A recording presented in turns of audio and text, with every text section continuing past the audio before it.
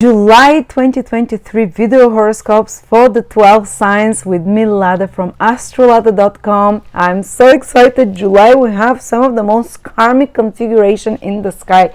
Pluto, which is considered the planet that governs the evolution of the soul and the evolutionary path, and the most karmic and fatal and fated events will square the karmic nodes, which are considered the north node is the true north of the soul, the new karma soul has to create. The south node is the past karma soul has to create. So some very pivotal fated karmic events will happen, like the universe is no longer waiting for you to make up your mind. It's giving you consequences of your actions and is realigning you to the path that is most appropriate for your soul, whether you're ready or no.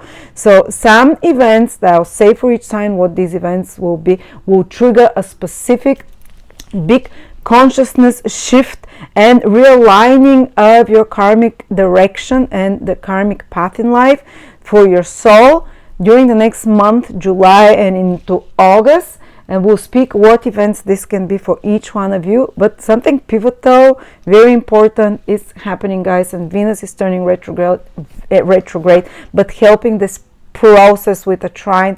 So I'm very excited for this month. And before I start, Nikola Stojanovic, my past teacher, the late Nikola Stojanovic, his books are still not out. His daughter is trying to publish them. He's the most genius astrologist who ever lived. But we're releasing all his courses, 9 courses, for a discounted price, or you can choose just 3 of his courses in a package and get them. This is part of my Lada's Top Picks that continues the whole till October 2023, where I recommend you the best astrology courses and the themes, and Nikola Stojanovic is for everything. I mean, if you want to do astrology like a magician, like a psychic almost, check out those courses. I cannot recommend them enough. And of course I do Q&A live once per month for each group till October. If you have questions for every new package of course I recommend. So thank you. Let's begin July. Sagittarius, Sun, Moon, Rising, July 2023. Sagittarius, the fire is entering our lives, and I think all us fire signs will feel more supported this whole summer. Well, the big event is that the North Node is entering your 5th house and will stay there for the next year and a half. And the most powerful aspect of the North Node, except the sign it will be in, the house, which is the 5th wheel, is the trine. So all the fire signs will really benefit and will feel the fire around them and will be more easily able to express the fire, which is inspiration, energy, initiative, drive, motivation, passion. All of those will be increased in us for a year and a half if you have your rising sun or moon in Sagittarius or any of the others. Fire signs. Of course, the North Node will definitely increase the ambitions and passions as well. So it's not necessarily a calm and peaceful energy. It stimulates the reptilian and the desire brain, the desire for dopamine, for excitement, for taking risks. And the 5th house is a house that already loves taking risks, and gambling is the house of gambling, of taking risks. So imagine the energy that comes to you, Sagittarius, with such magnifying influence on this 5th house that is already a gambler's house, and it's also the house of falling in love, because it's very much like playing lottery or gambling with our hearts. When we decide who to allow to enter our lives, we don't have a choice, to be honest, who to fall in love with. You know, it's not like we consciously sit there and take notes and say, I'm gonna fall in love with this person or that because they have A, B, C, D. Who does that? Psychopaths. But you know, that's why 5th house and is the house of romance, falling in love, and the house of gambling and lottery if you have luck in life. So it's kind of a lucky thing whether you win something or fall in love with the right person who's not going to trample your heart. So Rahu will definitely, the North Node will escalate all such risque behaviors in love as well. But you know, if you never gamble, you'll never win. So I have to warn you, Rahu can make us impulsive and take risks. Say you're married and you fall in love and you want to have an affair when Rahu is in the 5th house with someone much younger than you, or someone from a different cultural background, but it's some kind of a taboo behavior that Rahu can often trigger in us. That Rahu, the North Node, does not care about what is moral and right. It cares about experiencing new exciting things. And I know I want to be moralistic. I'm a moralistic person, so I have to warn you, we can do dumb things with Rahu, but they are usually always very exciting. They make us feel alive. But sometimes a person needs to take a risk. What if you don't take a risk? Rahu transiting your fifth house, if you're in a relationship or no, if a new romantic interest appears, or a few, you have to experiment and try and see, because if you never try, you never open yourself up towards the wonder of being in love, and maybe the wonder of finding a wonderful person. And sometimes we might come across people that trample our hearts, but other times, so Rahu gives us this courage and desire to take a risk, even if it's going to take us down the wrong path. But sometimes it can promise, depending on what your karma is. I cannot promise there, it's very individual. It depends on the personal horoscope. But this Rahu in the fifth house can take you down the road of electric avenue adventure, love adventure. Or just, if you're already in a relationship, you can experiment more. You can become romantically more curious. You can try new different things and pleasurable activities with your partner. Fifth house is not only romantic partners. Fifth house is anything that connects us to the stream of life, to feel more alive, the river of life, to feel like a childlike joy from life. This joy from life of creating without wondering if we're being judged. Like children, they'll sing and paint and draw without wondering, small children, if they're judged and what others think of that. And oftentimes this creative flow is interrupted in us by, what will others say? And now it's not the time for the next year and a half to think what will others say, because the South Node for you Sagittarius will be in the 11th house. 11th house is the opinion of others. Is what society expects from you, what your friends tell you, what it's normal in your social environment, what the sheep are doing. No, you're not listening to that now. The South Node weakens it. The South Node says crisis there. Actually, someone's trying to tell you what to do and you're too influenced by them. You might cut off such people from your life. Now you have to find your own inner compass in the fifth house, which is very intuitive house. What feels right for you? What feels good for you with this North Node in the fifth house, rather than what does society expect of me? Society might expect you to stay at home and watch your children while Rahu goes in your fifth house and you discover a new hobby, driving motorbikes. I don't know. And you say, I'm going to follow my passion. The fifth house is your passion, is your inspiration. And Rahu says, when he's transiting there for a year and a half, he's saying, I want to help you have the courage to follow that inspiration and passion, despite what all society says for you. Or society might say, you have a great job as a lawyer, but you're like, well, I want to have a child instead, fifth house. Rahu can increase the desire to have children. And you might say, I want to have children, I don't care. I don't care what society expects from me, that I should follow my career, or whatever society expects. It might be like, none of my friends have children, because this is the opinions also of children of our peer group. So I'm giving you a few examples. They can play very different for you, but it's like they might be telling you, you're too young to have children, but you're like, no, I'm passionate, I want to have a child. And you go and do it, Or it might be the opposite. All your friends might be having children, but you say, no, my child will be my creations. I would create my business that does blown glass fire figurines, whatever. Trying to think of something area, so open up a fitness instead of having children now. But it's something that you're listening to your own counsel, your own inspiration, you're following your own bliss, rather than following what others say, with this axis being activated for a few years for you. So also for a year and a half for you. Also, when Rahu is in the fifth house, you can be working on some creative project that you're passionate about for a while. Might not take immediately to happen, but you can advance a lot as well.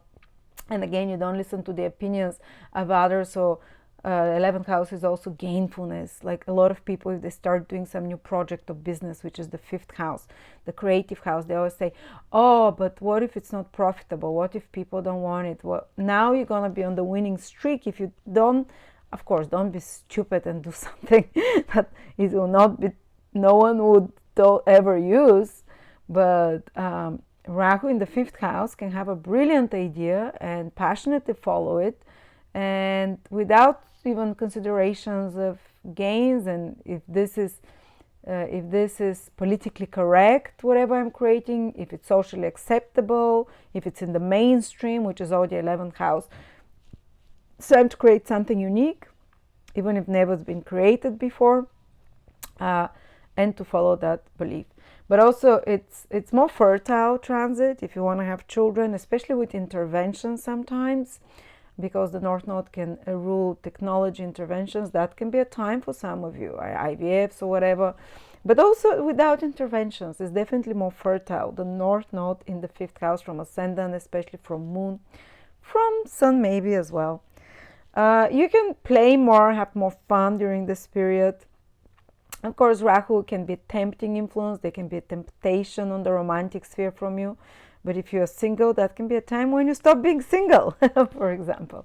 And you try a very different romantic partner that's very different in age, in culture, in understanding, or sex, different sex, than what you've tried before. Rahu has no morals, no. Rahu just wants to experiment and try things, like we said. But also try different business creation, ideas that we talked about. You might be very passionate about your children if you have your children. I had... 5 years ago for me, 3 years ago, for a year and a half, I had North Node in the 5th house, and I kind of developed some new hobbies. I was working very passionately on a creative project of mine that I still haven't completed. But I was also very much focused on the children, and I started enjoying my time with them, and so on. So that, sometimes it's an easy access to have the North Node there, the South Node in the 11th house. The 11th house is that you might disconnect socially from people, from your friends. Some friends might leave your life, or your social environment might change, or your whether you want it or no, they might just drift apart, or you might not be as interested in what's happening in the world or whatever. You're more focused on your own. 5th house is more personal house. You're following your own bliss, your own passions, desires, hobbies. I discovered some new hobbies, like I said, and finding new zest for life and excitement for life. And if you're already in some creative or talent, or if you have your own business, it can grow more. You can become more passionate, more visions about it, how to diversify it, to make it more interesting, more modern, to align it more, your ideas to align it to newest technologies with the North Node. Or it can be that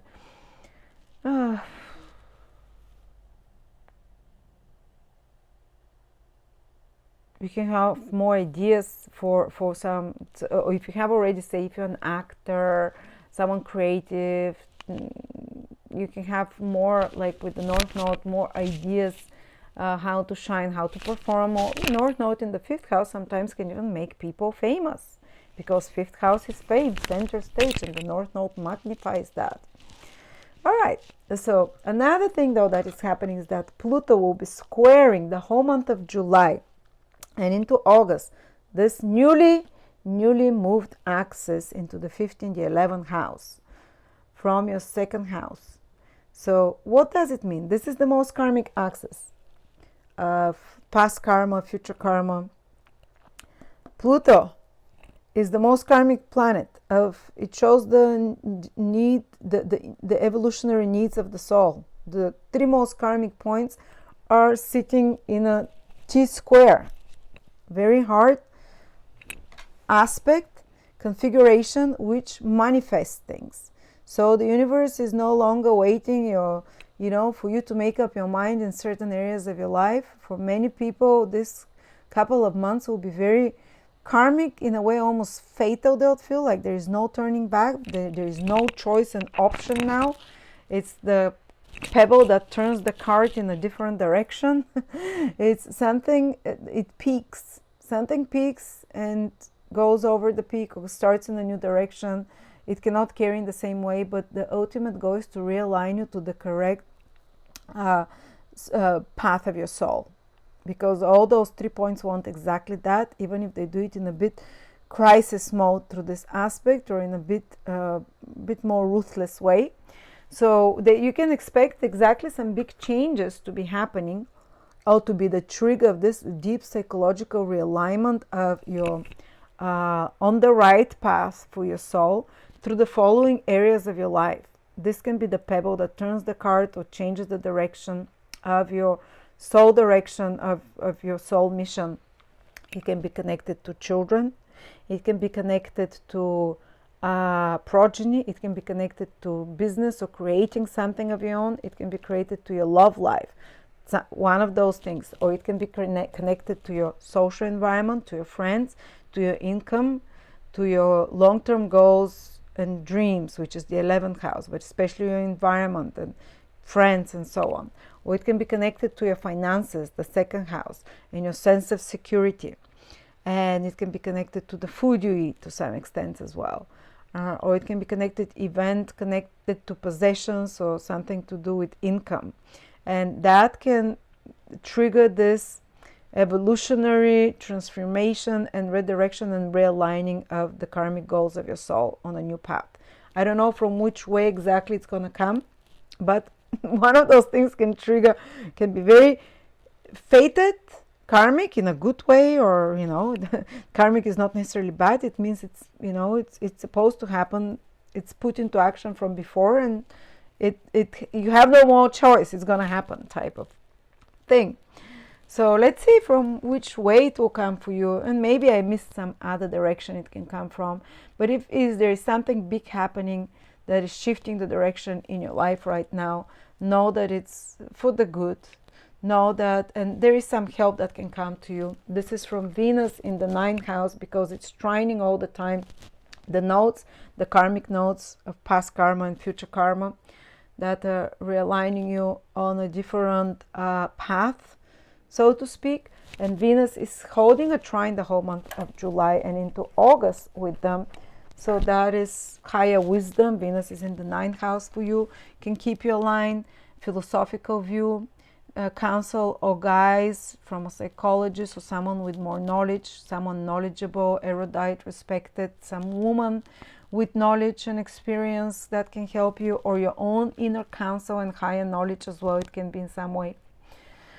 It can be as well a trip or a possibility that can align and smooth out everything and align your fate in a beautiful way. Taking a trip to a foreign country, learning something, studying something, higher knowledge, having some epiphany knowledge, counseling, or being counseled or advised by someone else. But by the way, Venus will go retrograde in your 9th house for the whole month of August, from the 22nd of July, the whole of August into September. And again, that's another planet that's a planet that's really protecting. The North Node is exciting you to take risks with romantic life, with all of those 5th house, with creative ideas, to shine, to be more center stage, to receive more attention, to party more, to be more exciting, to be more risk-taking, while Venus will protect you. This is the more crazy energy, but exciting, while Venus, a benefic, is looking at your sign, trying to protect you from another fire sign. And as long as Venus is seeing you, that is good. And Venus going retrograde in your 9th house, for some of you it can mean the end of July and August, reconnecting from friends from far away that you haven't seen for a while, from reconnecting with foreigners or people from different cultures, going back to foreign places you've been to before on holidays, or revisiting your own knowledge and higher knowledge that you understand from a deeper perspective, from a higher level, that realigns you to a new direction in life. Having some epiphany, spiritual or philosophical, or in your worldview, that changes your perspective on reality, that changes your 9 houses, how you perceive reality, and seeing things from a higher perspective. And of course, retrograde planet there, and that being a benefic, changes alternative reality a little bit, how you see things from a higher, different perspective, so you're not so stuck on how things should be done and whatever. And that can also help you with opening here to experiment, to try new things with the North Node in your 5th house. Some of you, if you're studying or learning something, when Venus goes retrograde in the 9th house, might decide to rethink, do I want to be in that major? Maybe I want to change with a different major. Or some of you might be working on some educational or teaching project that you have to put extra effort into, put details into, prepare for. But again, it will bring you either even more money, or it can bring you more respect and appreciation once Venus turns direct in September. So it might be a good time to study, to prepare, or to dive back into higher knowledge books, into higher wisdom, and you'll have a lot of cozy and very wonderful moments with such kind of knowledge. Or maybe merge yourself in environment, which is, if you're going to be around people, be around educated, erudite, spiritual people, which is the 9th house energy. You can receive more from the blessings of Venus there. All right. And if you want to study or travel somewhere, even with Venus retrograde, usually it might be travel that you've planned before. But if you're trying to get citizenship or relocate to a foreign country, Venus retrograde there might delay a little bit things. You might need extra documents and things. But it grants you the wish at the end. And that's it, guys. Thank you so much. I hope you're excited. All the fire signs are going to have it fun, exciting times ahead with so much fire in the air for them.